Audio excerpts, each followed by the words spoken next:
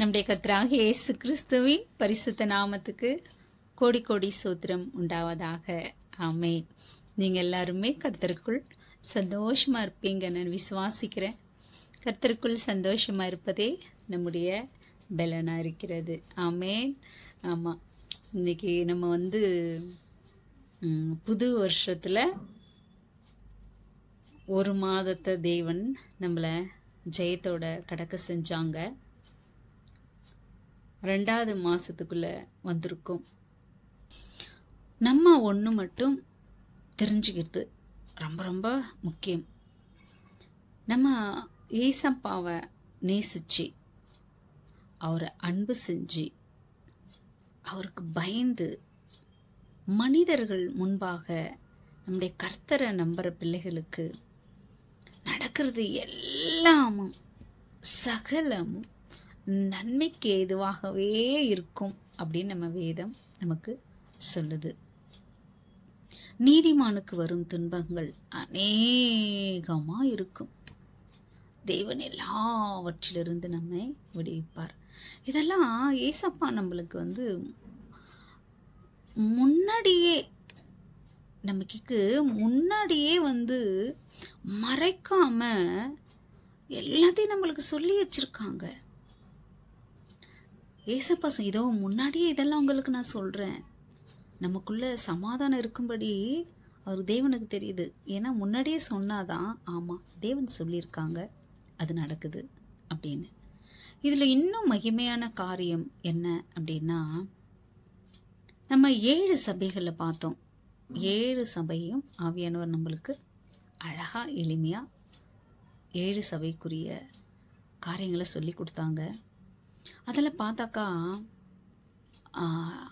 7 சபையில் 2வது சபை சிமிர்னா சபையும், 6வது சபையில் பிலதெல்பியா சபை 2 சபையிலையும் தேவன் குறைகளை பார்க்க மாட்டாங்க. ஆனால் அந்த சபையில் நம்ம பார்த்தாக்கா அதில் உபத்திரம் நிறையா இருக்கும். குறைகள் இல்லை, ஏன் உபத்திரம் இருக்குது அப்படின்னா, நமக்கு தேவன் வைத்திருக்கிற மகிமையும் அவ்வளோ பெருசு. ஏசப்பாவோட வருகை எவ்வளோ சமயமாக இருக்குது அப்படின்றத நம்ம பார்த்துன்னு இருக்கோம். வெளிப்படுத்தல் 7:1 படிக்கிறேன்னா, இவைகளுக்கு பின்பு பூமி 4 திசைகளிலும் 4 தூதர்கள் நின்று பூமியின் மேலாவது சமுத்திரத்தின் மேலாவது ஒரு மரத்தின் மேலாவது காற்று அடியாதபடிக்கு பூமியின் 4 காற்றுகளையும் பிடித்திருக்க கண்டேன். காற்றை கையில் பிடிச்சுன்னுக்கிறாங்களாம் பாருங்க, நம்ம கண்ணில் பார்க்க முடியாது. ஏஞ்சல்ஸுங்க காற்றை கையில் பிடிச்சிட்டு இருக்காங்களாம். ஜீவனுள்ள தேவனுடைய முத்திரைக்கோளுடைய வேறொரு தூதன் சூரியன் உதிக்கும் திசையிலிருந்து ஏறி வர கண்டேன். அவன் பூமியையும் சமுத்திரத்தையும் சேதப்படுத்துவதற்கு அதிகாரம் பெற்ற அந்த 4 தூதரையும் நோக்கி, நாம் நமது தேவனுடைய ஊழியக்காரர் நெற்றிகளிலே முத்திரை போட்டு தீர்மலவும் பூமியையும் சமுத்திரத்தையும் மரங்களையும் சேதப்படுத்தாதிருங்கள் என்று மகா சத்தமிட்டு கூப்பிட்டான் அப்படின்னு நம்ம பார்க்குறோம். இங்கே கீழே பார்த்தாக்கா யாருக்கெல்லாம் முத்திரை போட்டாங்க, இஸ்ரேலில் எத்தனை பேருக்கு முத்திரை போட்டாங்க, அதுக்கப்புறம் உலகத்தில் உள்ள எல்லா ஜாதி ஜனங்கள் பாஷைக்காரர் கோத்திரத்தர் எல்லாருக்குமே முத்திரை போகிறத நம்ம அங்கே பார்க்குறோம். இது எதுக்கு அடையாளம் அப்படின்னா, ஏசப்பா சொல்லுவாங்க மத்திய 24ஆம் அதிகாரத்தில், எல்லாருக்கும் நமக்கு தெரியும். ஏசப்பா திரும்ப வரும்போது என்னெல்லாம் நடக்கும் அப்படின்னு சொன்னாங்களோ அது நடந்துருச்சு, நடக்குது, ஒன்று நடக்க போகுது. அந்த எருசலேம் கட்டியிருந்த ஆலயத்தை பார்த்து சொல்கிறாங்க, என்ன பிரம்மாண்டமாக கட்டியிருக்காங்க பாருங்கள் ஆலயத்தை அப்படின்னு சீடர்கள் சொல்லும் போது ஏசப்பா சொல்லுவாங்க, இது ஒரு கல் மேலே ஒரு கல் இல்லாமல் எல்லாம் இடிஞ்சு போயிடும் அப்படி சொல்கிறாரு. அது நடந்துச்சு, தேவன் சொன்னது நடந்துச்சு. ஏசப்பா வரும்போது அதாவது யுத்தங்கள், பூமி அதிர்ச்சி, நிலநடுக்கம், இதில் நோவா காலத்தில் நடந்தது போல், லோத்து காலத்தில் நடந்தது போலெல்லாம் நான் வரும்போது நடக்கும் அப்படின்னு ஏசப்பா சொன்னாங்க. அது எல்லாத்துலேயுமே இப்போ நம்ம வாழ்கிற காலத்தில் அது நடக்கிறத நம்ம பார்க்குறோம். நான் படிக்கும்போது ஆச்சரியப்படுவேன். இதெல்லாம் நடக்குமா? இது சாத்தியமா? இது எப்படி ஒரு ஒரு பெண் ஒரு ஆண் கல்யாணம் செய்ய முடியும்? இது எப்படிப்பா உலகத்தில் நடக்கும் அப்படின்னு பார்த்தா, ஆல்ரெடி முன்னாடியே நடந்திருக்கு.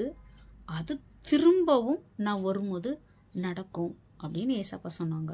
இப்படியெல்லாம் நடக்க வாய்ப்பு இருக்கா? வேதத்தில் நடந்தது இது மாதிரி நடந்துச்சா? தேவன் அதை அழிச்சிருக்காங்க. நோவா காலத்தில் தண்ணியில் அழிச்சிருக்காங்க. லோத்து காலத்தில் சதோம் குமாராவை இந்த பாவம் அங்கே இருந்ததுனால அக்னினால அந்த பட்டணத்தை அழிச்சிருக்காங்க. இது மாதிரிலாம் ஒரு நடக்குமா? நடந்திருக்கு, திரும்ப நடக்க போகுதுன்னு சொல்கிறாரே, இதெல்லாம் எப்படி சாத்தியம்? இதெல்லாம் நடக்குமா அப்படின்னு நான் ஆச்சரியமாக படிக்குவேன் அதை படிக்கும் போதெல்லாம். ஆனால் இப்போ நம்ம வாழ்கிற காலத்தில் அது நம்ம கண்ணு பார்க்குது, காது கேட்குது இல்லைங்களா? அதாவது இப்போது நம்ம ஜனவரி 20 அமெரிக்காவில் நம்ம ட்ரம்ப் அதிபரானாங்க. ஆலயத்துக்கு போகிறாங்க. எல்லாருக்கும் தெரியும், உலகமே அந்த நியூஸ் பார்த்தாங்க. ஒரு பெண், அவங்க ஒரு பிஷப்பு, அவங்க கேட்குறாங்க,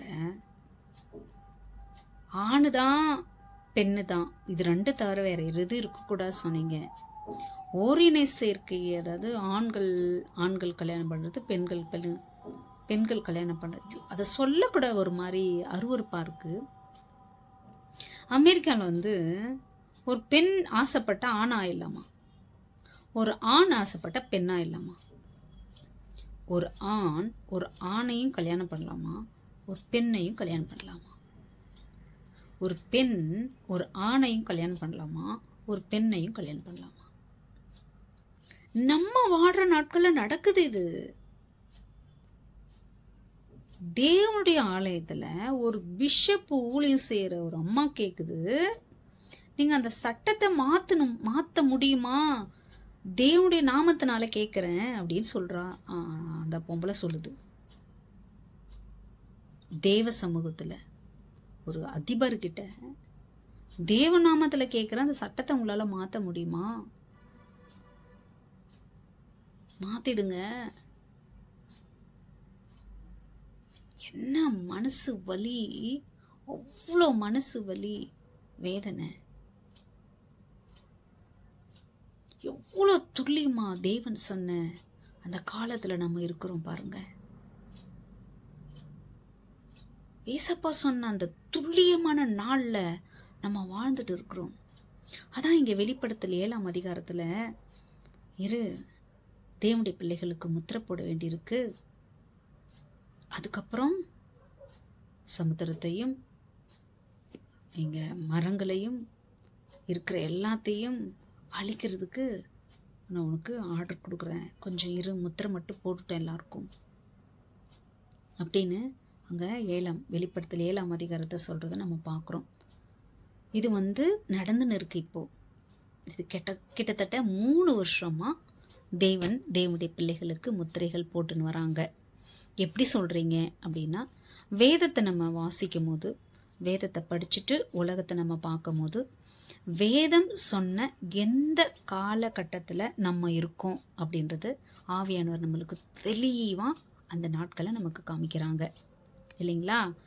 தேவன் சொல்றது, அதாவது வேதத்தில் எழுதியிருக்கிற ஒவ்வொரு எழுத்தும் டாட்டா உலகத்தில் நிறைவேறின்னு வர்றதை நம்ம பார்க்குறோம். அதனால் நம்ம எந்த காலகட்டத்தில் இருக்கிறோம் அப்படின்றது வேதத்தை படிக்கிறது மட்டும் இல்லை, உலகத்தில் என்ன நடக்குன்றதை தேவனுடைய பிள்ளைகள் பார்க்குறது ரொம்ப முக்கியம். அப்போ தான் நம்ம எந்த காலகட்டத்தில் வேதம் சொன்ன காலகட்டத்தில் இருக்கிறோம் அப்படின்றத நம்ம துல்லியமாக தெரிஞ்சுக்க முடியும். அப்போ இந்த ஒட்டுமொத்த தேவன் சொன்ன மத்தேயு 24ஆம் அதிகாரத்தில் சொன்ன ஒட்டுமொத்த அழிவுகளையும் நாம வாழ்கிற இந்த காலத்தில் நம்ம கண்ணு பார்க்குது, காது கேட்குது. அதனால் நமக்கு தெளிவாக தெரியுது இந்த காலகட்டத்தில் தான் நம்ம இருக்கோம் அப்படின்னு. ஏசப்பா இது எல்லாத்தையும் சொல்லிட்டு இது வேதனையின் ஆரம்பம், முடிவு உடனே வராது அப்படின்னு 2000 வருஷத்துக்கு முன்னாடி சொன்னாங்க. இப்போ வேதனையின் முடிகிற காலகட்டத்தில் நம்ம இருக்கோம். இது உபத்திரவ காலம் கிடையாது, இது உபத்திரவம் காலம் கிடையாது, இது வேதனையின் முடிவு நாட்களில் நம்ம இருக்கோம். வேதனையின் முடிவு நாட்கள் முடிகிறதுக்கு உள்ள முத்திரைகள் எல்லாம் தேவனுடைய பிள்ளைகளுக்கு கர்த்தர் ஆவியானவர் போட்டு முடிச்சிருப்பாங்க. அதாவது அநேகருக்கு தேவனுடைய பிள்ளைகளுக்கு முத்திரைகள் போடப்பட்டிருக்குது. அதனால தான் நம்ம எல்லா உலக சீற்றத்திலிருந்தும் தேவன் நம்மளை காப்பாற்றிட்டு வராங்க. இன்னும் அநேகருக்கு போட்டுன்னு இருக்காங்க. இன்னும் அநேகர் வெயிட்டிங் லிஸ்டில் இருக்காங்க. ஏன்னா இந்த நம்ம இதில் பார்க்குறோம்ல, ஆற்றுல ஒரு கால் சேத்துல ஒரு கால், அனலும் இல்லாமல் குளிரும் இல்லாமல் இருக்கிறாங்கல்ல, பாவத்துக்குள்ளே இல்லாமல் முழுசாக மன்னிப்பு கேட்குவான், பரிசுத்தில் இருக்க மாட்டான். பரிசுத்தில் இருக்கணும்னு ஆசைப்படுவான், பாவம் செய்வான். இதை மாதிரி அனலும் இல்லாமல் குளிரும் இல்லாத சில பேர் இருப்பாங்கள்ல, அவங்கள தேவன் வெயிட்டிங் லிஸ்ட்டில் வச்சுருக்காங்க. அது ரொம்ப நாளைக்கு அந்த வெயிட்டிங்கெல்லாம் இருக்காது. அதனால் தேவனுடைய பிள்ளைகள், நம்ம மனசு சாட்சி தான் நமக்கு முதல் ஜட்ஜ்மெண்ட்டு. நமக்கு நம்மளை யாருன்னு நல்லா தெரியும். நம்ம மனசாட்சி நம்மளுக்கு சொல்லும், அதுக்கு கீழ்ப்படிஞ்சா போதும். அதனால் தேவனுடைய பிள்ளைகள் நம்ம முத்திரை போட்டு இருக்காங்க. ஆவியானவர் நம்ம முத்திரையை பெற்றுக்கினா இந்த இன்னும் வேதனையின் முடிவு நாள் எவ்வளோ வருஷம் இருக்குன்னு தெரியாது. வேதனையே சகிக்க முடியல நம்மளால். இப்போ உபத்திரம் எவ்வளோ கொடுமையாக இருக்கும். அதில் கண்டிப்பாக நம்ம இருக்கக்கூடாது. முத்திரை போட்டவங்க எல்லாரையுமே தேவன் கூட்டின்னு போவாங்க. முத்திரை போடுறது இந்த உலக சீற்றங்கள், உலகத்தால் வர பஞ்சம், நிலநடுக்கம், பூமி அதிர்ச்சி, கொள்ளை நோய், விபத்து, பாவம், சாபம், பிசாசு பிடி, தந்திரம், மனிதர்களுடைய பொறாமைகள், இது எல்லாம் வெள்ளம், பூமிக்குரிய எல்லா காத்தால், தண்ணியால், சாப்பாட்டால், வைரஸால் வர எல்லாத்தையுமே நம்மளை தொடாமல், இவங்க தேவனுடைய பிள்ளைகள், நம்ம எஜமானுடைய முத்திரை இவங்ககிட்ட இருக்குது, இவங்களை தொடக்கூடாது அப்படின்னு அந்த காற்றுக்கு தெரியும், அந்த தண்ணிக்கு தெரியும், இந்த பிசாசுக்கு தெரியும். மனிதனுக்கு நம்மளை கண்டா ஒரு பயம் இருக்கும். அதனால் அந்த முத்திரையை தேவன் நம்மளுக்கு அடையாளமாக கொடுக்குறாங்க. தயவு செஞ்சு நம்ம அதை முத்திரை போட பார்த்த உடனே நம்ம பிள்ளை இது முத்திரை போடணும் அப்படின்னு சொல்லிட்டு ஏஞ்சல்ஸ் போடணும். அந்த காலகட்டத்தில் தான் நம்ம இருக்கோம். இனி வரும் நாட்களில் நம்ம 7 முத்திரைகளையும் 7 எக்காலங்களையும் 7 கலசங்களை குறித்த மகிமையான அமேசிங்கான காரியத்தை நம்ம பார்க்கலாம். ஏசப்பா இந்த 2வது மாதத்தில் மகிமையான காரியம் என்னன்னா, நம்ம ஏசப்பாவை எவ்வளோ அறிஞ்சிக்கிறோமோ அதுதான் நம்மளுடைய மகிமை. உலக ஆசீர்வாதங்கள் ஒரு பிறந்த குழந்தைய ஒரு தாய் தன் மடியில் மாரில் தோளில் வச்சுன்னு இருக்கா. அதுக்கு ஒன்று மட்டும் செய்ய தெரியும், அழ தெரியும். ஆனால் அது அழும் போதெல்லாம் எதுக்கு அழுறான்ற அர்த்தத்தை புரிஞ்சு அந்த குழந்தைய பார்க்குறது யார்? தாய் இல்லையா? அது அமேசிங்காக இருக்கும்ல. அது அழ மட்டும்தான் தெரியும் அதுக்கு. ஆனால் அது தூக்கத்துக்கு அழுவுதான், பசிக்கு அழுவுதான், எதாவது கடிச்சு அழுவுதான், குளிருக்கு அழுவுதான், வேக்காட்டுக்கு அழுவுதான் இல்லைங்களா, மோஷனுக்கு அழுவுதான், யூரின் போயிட்டு அழுவுதான், என்ன வயிறு வலிக்கு அழுவுதான், என்ன அழகா அந்த ஒரு அழுகைக்கு அந்த தாய் பார்த்து அதை பார்க்குவாள்ல. வேதம் சொல்லுது, அப்படியேப்பட்ட தாயே தான் பிள்ளைய மறந்துடுவா, நான் மறக்க மாட்டேன் இல்லைங்களா. இந்த உலக ஆசீர்வாதம் அப்படிதான். ஒரு பிறந்த குழந்தைய ஒரு தாய் எப்படி அது கேட்காமலே பார்த்து பார்த்து பார்த்து பார்த்து பார்த்து பார்த்து செய்கிறாளோ, ஒரே ஒரு அழுகையை வச்சு பல காரியங்களை இதுக்கு தான்னு செய்கிறாளோ, அவளையே மறந்துடுவா. நம்ம தேவன் அதை விட அளவு சொல்ல முடியாத நேசத்தையும் இரக்கத்தையும் தயவையும் தேவன் நம்ம மேலே வச்சுன்னு இருக்காங்க. அது நம்மளுக்கு எப்பப்போ என்னென்ன எப்பப்போ வேணுன்றத அப்பப்போ அதை கொடுத்து நம்மளை வழி நடத்திட்டு வந்துன்னு இருக்காங்க இல்லைங்களா? இது என்னுடைய அனுபவம். அதனால தான் நான் தைரியமாக சொல்கிறேன். அவர் செய்கிற நன்மைகளில் நிஜமாக சொல்கிறேங்க, அது நான் தியானிக்கே போக மாட்டேனா. ஏன்னா என் ஆர்ட் அப்படியே வெடிக்கிற மாதிரி இருக்கும். அவர் அன்பு கிரணிக்க முடியாது. அவர் அன்பு, ஒரு நன்மை நமக்கு செய்கிறது என்ன ஒரு அமேசிங்காக ஆச்சரியமாக இருக்கும் அவர் வழி நடத்துதல். அதனால் தேவனுடைய பிள்ளைகள் ஆவிக்குரிய ஆசீர்வாதத்தை நீங்கள் அதிகமாக தேடணும். அதிகமாக ஆவிக்குரிய ஆசீர்வாதத்தை அதிகமாக தேடும் போது அப்படின்னா என்னென்னா, வேதத்துக்கு கீழ்ப்படியணும். வேதத்தை படித்து அதுக்கு கீழ்ப்படியும் போது ஆவி நம்ம அறியாமலே மேலே இருக்கும். அந்த சரீரம் அடிமையாயிடும் ஆவிக்கு. நம்ம வேதத்தை படித்து அதில் நடக்கும்போது ஆவி நம்மளையே அறியாமல் மேலே மேலே வந்துடும். நமக்கு எஜமானம் ஆகிடும். சரீரம் அதுக்கு அடிமையாயிடும். அப்போ நம்ம தேவனை சாத்தியமே இல்லாததை கூட சர்வசாதாரணமாக விசுவாசிக்க முடியும் நம்மளால். அப்போ தான் நம்ம பிசாசை எதிர்த்து நிற்கலாம். அவன் ஓடி போவான். ஆவி நம்மளை ஆட்கொள்ளணும். அப்போ நன்மைகள் நம்மளை தேடி ஓடி வரும். மனித தயவும் தேவனுடைய மகிமையும் நம்மளை தேடி ஓடி வரும் இல்லையா? அதுக்காக கர்த்தர் கோடி கோடி சூத்திரம். நம்ம லோத்து காலத்தில் நடந்த அதை நம்ம கண்ணு பார்க்குது. நோவா காலத்தில் நடந்ததை நம்ம கண்ணு பார்க்குது. தேவன் சொன்ன மத்திய 24 நடந்தது எல்லாம் ஒட்டு மொத்தமாக முழுசாக நம்ம பார்த்துன்னு இருக்கிறோம். அப்படின்னா ஏசப்பா எந்த அளவுக்கு சீக்கிரமாக நிற்கிறாங்கன்றது தெரியுது.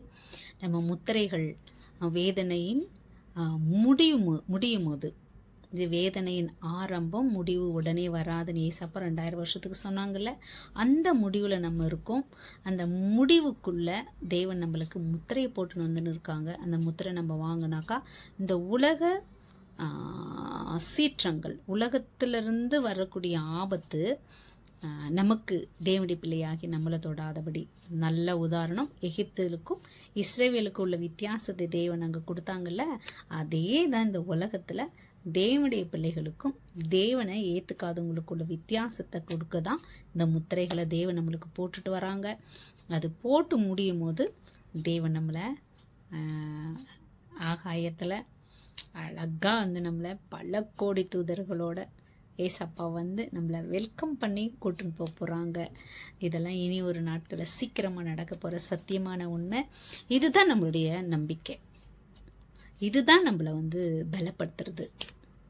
இந்த ஒரு நம்பிக்கைனால தான் நமக்கு எவ்வளோ உபத்திரங்கள், கஷ்டங்கள், அவமானம், நிந்தைகள் வந்தால் கூட நம்மளை சந்தோஷமாகவே கற்றுக்குள்ள எது ஒன்றாலும் நடக்கட்டும், ஏசப்பா நம்மளை கூட்டின்னு போயிடுவாங்க. இந்த உபத்திரம் நிரந்தரம் இல்லை, இந்த அவமான நிந்தைகள் நிரந்தரம் இல்லை அப்படின்றத நம்மளை தைரியப்படுத்துறது ஏசப்பா சீக்கிரம் நிற்கிறாங்கன்றது மட்டும்தான்.